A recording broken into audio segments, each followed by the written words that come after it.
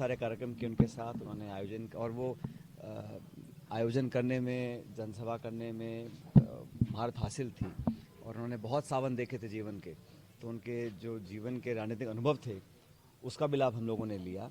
और मुझे लगता है कि उस प्रकार की जो उस जनरेशन के जो नेता थे, जो उनका काम करने का तरीका था, मुझे अभी भी याद है वो घर में कोई तीज त्यौहार होता था, शादी ब्याह होता था तो पूरे क्षेत्र को न्योते थे वो, और हमेशा लाडू मिठाई खाना पीना जीना एक तरह से खुले मन से काम करते थे, लोगों को साथ लेकर चलते थे। तो उसकी उनकी यादें हमेशा हमारे साथ रहेंगी।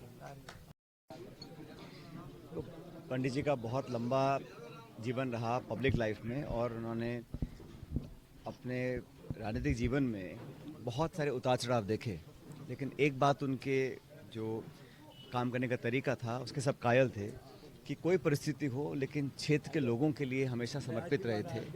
और जिस तरह की जनसेवा उन्होंने करी, यही कारण था कि इतनी बार लोगों ने उनको जिता कर भेजा।